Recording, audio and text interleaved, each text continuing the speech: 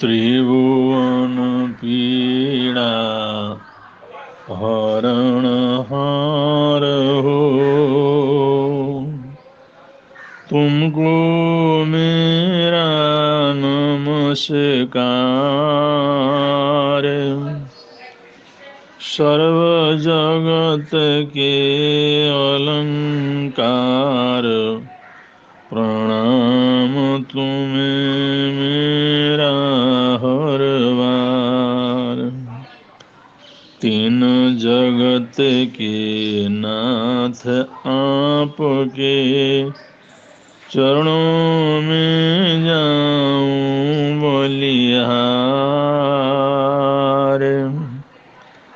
भवसागर के शोषण करता तुमको वंदन बारंबार।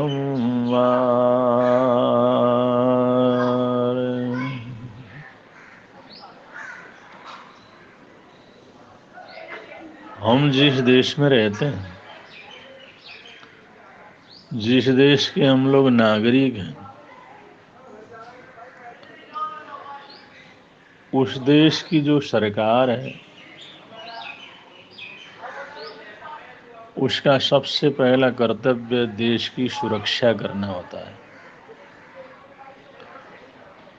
देश के नागरिकों को अमन चैन और सुख शांति में रखना होता है। देश के नागरिकों को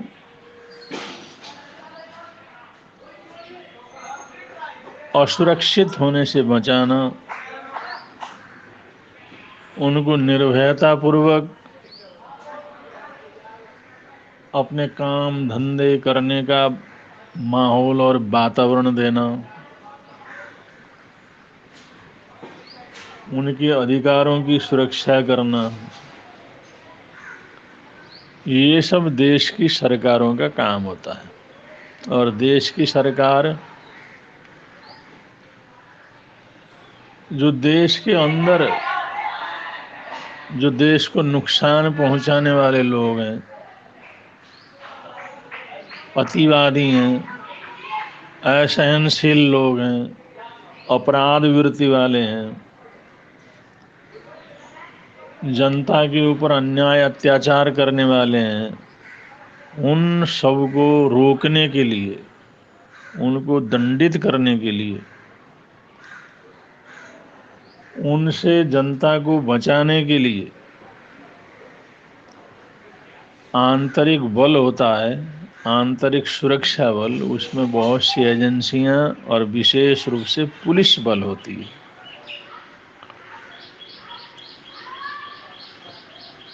जो पुलिस बल की व्यवस्था है, वो सब आंतरिक रूप से देश की सुरक्षा करने के लिए, और बाहर के दुश्मनों से, देश के बाहर के जो ऐसे दुश्मन हैं, उस देश के ऊपर आक्रमण करने वाले हैं, अन्याय करने की भावना रखते हैं, दुर्बुद्धि रखते हैं, उन बाह्य शत्रुओं से बचाने का जो कार्य है, वो सेना के ऊपर होता है। जब युद्ध लड़ना होता है, विदेशी आतताइयाँ आते हैं, विदेश से उग्रवाद वगैरह अंदर आता है, तो उनका मुकाबला करना, उनको रोकना, उनको समाप्त करना, उनसे देश की सुरक्षा करना, ये सेना के अंतर्गत होता है।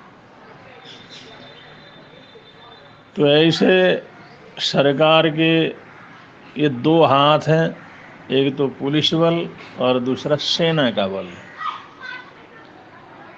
और ये जितने मजबूत रहेंगे उतने देश की सुरक्षा रहती है। और इन लोगों को सहयोग करने के लिए अनेक एजेंसियां, अनेक सुरक्षा समितियां देश के अंदर और बाहर काम करते रहते हैं।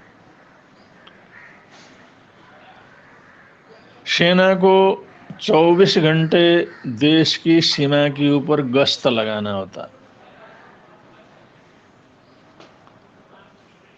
बॉर्डर के ऊपर, देश की जो सीमा है उसके ऊपर हमेशा उनको तैनात रहना होता है, जागरूक रहना होता है। और वो लोग वहाँ पर पेट्रोलिंग करते रहते हैं, समय समय पर घूमते रहना, पेट्रोलिंग करते रहना, गश्त लगाते रहना, जिससे विदेशी आक्रांता हमारी सीमाओं के ऊपर कोई किसी प्रकार का छेड़छाड़ न कर सके।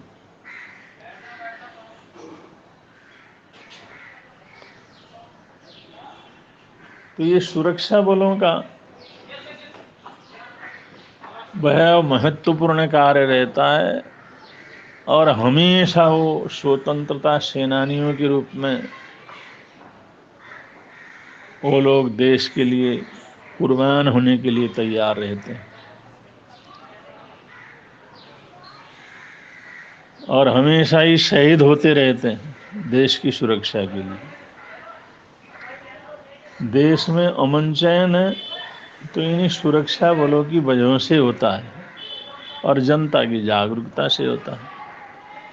और इन बलों को सहयोग करना ये जनता का भी अपना कर्तव्य होता है।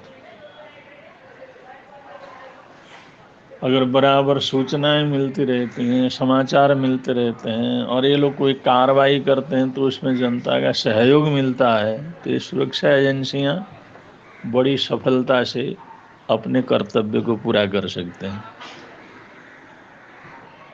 देश के नागरिकों को तो हर मोर्चे के ऊपर सहयोगी होना होता है, चाहे नेता हो, चाहे कोई पार्टी हो, या कोई सेना हो, या पुलिस बल हो, या सुरक्षा एजेंसियां हो, या देश में सेवा करने वाले चैरिटेबल सोसाइटियां हो, सोशल वर्क करने वाली कमेटियां हो, हर जगह पर, हर स्थान के ऊपर जनता को जागरूक रह करके ऐसे सभी देश कल्याण के कामों में सबका सहयोग करना पड़ता है उन्हें।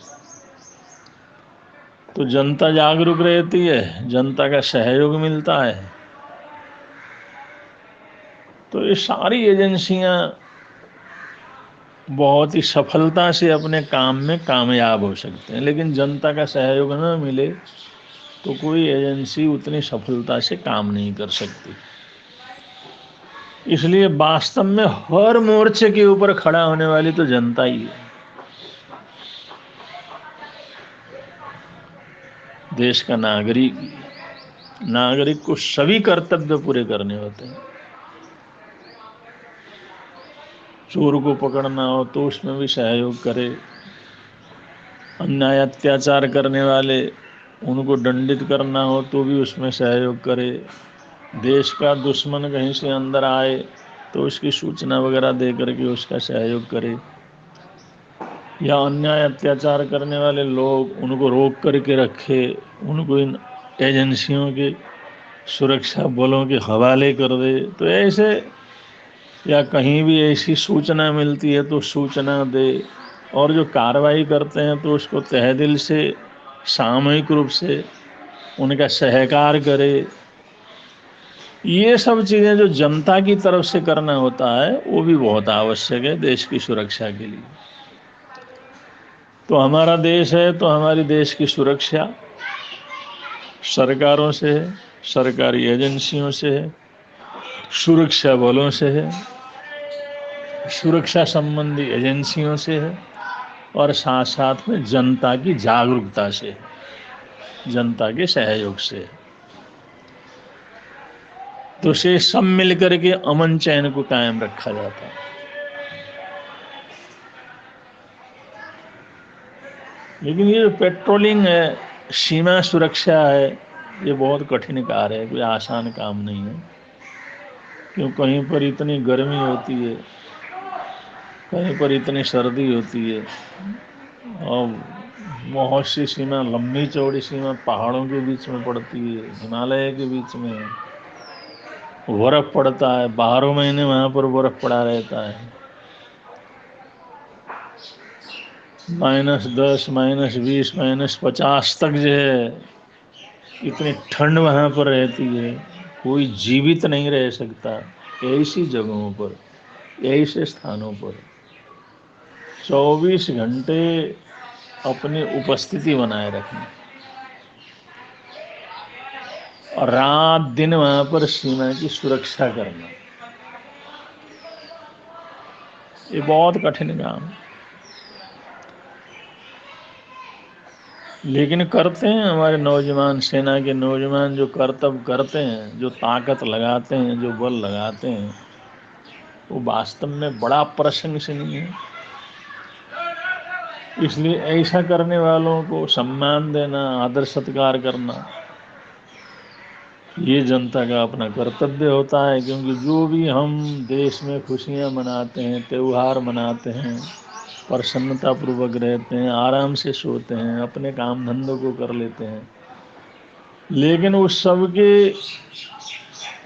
ये सुकून भरी स्थिति को बनाए रखने के लिए हजारों की संख्या में सीमा सुरक्षा बल या सेना के नौजवान हमेशा गोली के सामने सीना तान करके खड़े रहते हैं, मौत को चैलेंज देते रहते हैं। तो ऐसे ही एक टुकड़ी गश्त करते हुए, पेट्रोलिंग करते हुए, जिस समय पहाड़ों से, उन ऊंचे ऊंचे पहाड़ों के बीच में पेट्रोलिंग करते हुए वो सेना की टुकड़ी अपने सेना नायक के साथ पेट्रोलिंग कर रहे थे। बरसात बड़ी भयंकर हुई, तो उन्होंने सोचा चलो इधर कोई पहाड़ी के नीचे गुफा हो तो वहाँ जा कर के थोड़ा सुरक्षित रहते हैं। बरसात पड़ रही थी भयंकर। अब धीरे धीरे जिस समय उधर गए तो देखा वहाँ पर एक गुफा दिखाई दिया। मैंने कहा चलो गुफा में जाकर बैठते हैं थोड़ी देर। वो सेना की टुकड़ी सेना नायक के साथ जिस समय उस गुफा में अंदर गए, ये लोग बड़े वीर बहादुर होते हैं। बहुत लंबे समय से परीक्षण के बाद, परीक्षाओं को पास करने के बाद ये ड्यूटी उनको मिलती है। ये शत्रु के हर छलबल को जो है समझने वाले होते हैं, उसका मुकाबला करने वाले होते हैं। गोलियों के बीच में रह करके, दुश्मनों के बीच में रह करके सुरक्षित रहते हैं। और जिस समय सेना नायक के साथ वो सेना की टुकड़ी उस गुफा की तरफ आगे बढ़ी तो अंदर ऐसा लगा कोई है, तो धीरे धीरे अंदर गए तो वहाँ पर धुनी रमाए हुए एक महात्मा जी बैठे हुए। महात्मा इस गुफा में, लेकिन इधर तो कभी पता नहीं लगा। वो अपने ध्यान मुद्रा में मस्त जो है वो गुफा में बैठे हुए थे। और सेना की टुकड़े के साथ सेना नायक जिस समय वहाँ पर पहुँचा, उसने देखा, उसके मन के अंदर विचार आया कि ये लोग इस सुरंग नरक के चक्कर में इतनी कठिन साधना करते हैं और हिमालय की गुफाओं में अकेले, ये निर्जन इलाके के अंदर कोई साधन नहीं है, फिर भी यहाँ पर ऐसी तपस्या करते हैं, ऐसी साधना करते हैं, चलो पूछ लेते हैं। महात्मा जी बैठे थे सामने, वहाँ सामने धुनी उनकी थोड़ी रम रही थी, अग्नि जला करके बैठे हुए थे। तो पास में जा करके बैठ गए। सेना नायक ने पूछा कि महात्मा जी, ये जो स्वर्ग और नरक का चक्कर क्या है? ये अपने समझ में कुछ नहीं आता।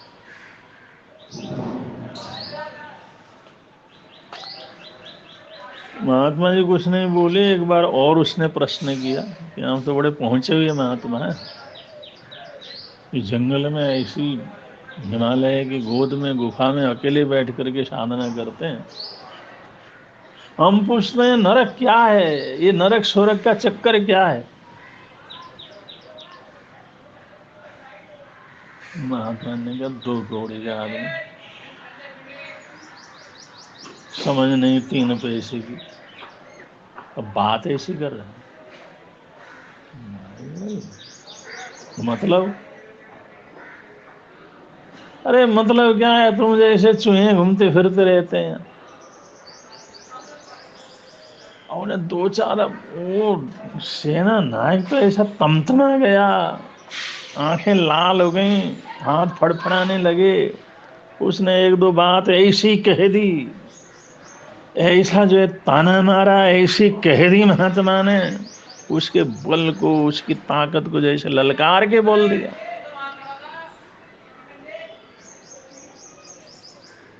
हौसला नहीं, 2 पैसे का बात ऐसे कर रहा, कार बुजदिल।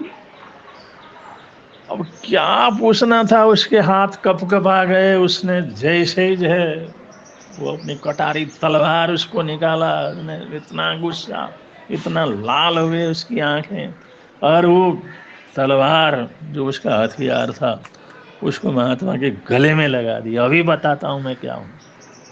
शर्म नहीं आती है ऐसी बात बोलते हुए? अब जैसे क्रोध के अंदर भरा हुआ उसके गर्दन को काटने के लिए जैसे वो तलवार लगाया उसके चेहरे पर, उसके गर्दन पर, तभी महात्मा मुस्कुराने लगे। सेना नायक, इसी का नाम नरक। जब वो उतने आराम से, बड़े प्रेम से, बड़े अदब से उन्होंने बोला, मुस्कुराते हुए बोला, कोई डर नहीं, भय नहीं, कुछ नहीं, तो इसी का नाम नरक है, इसे ही नरक कहते हैं। वो हक्का बक्का है ये।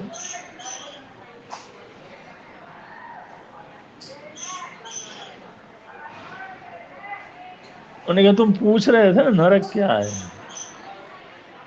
तो जिस स्थिति में यही नरक है।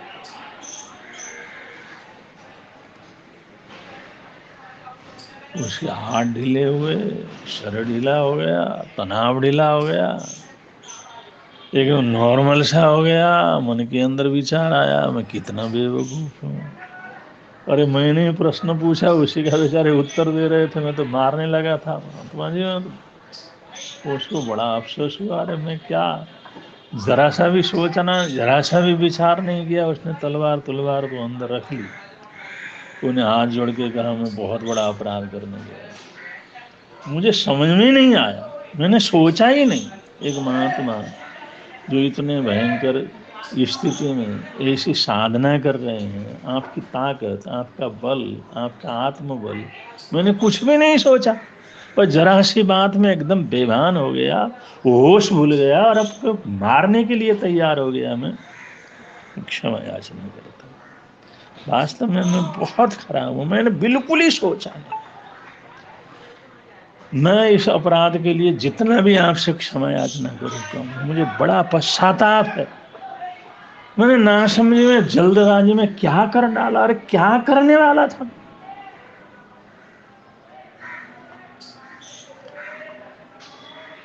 मैं नहीं समझता हूँ ऐसा नहीं है, लेकिन मैंने जो किया वो बहुत गलत किया, बहुत गलत किया। मैंने क्षमा याचना करता हूँ, बहुत बड़ा अपराधी। जैसे एकदम शांत प्रशांत होकर के क्षमा याचना करने लगा, उसकी आंखों से आंसू आने लगे। गलती मेरी थी, एक टुकड़ी का नायक होकर के इतनी भी समझ ही नहीं है मेरे को। उसी समय उन्होंने कहा, सेना नायक, इसी का नाम स्वर्ग है।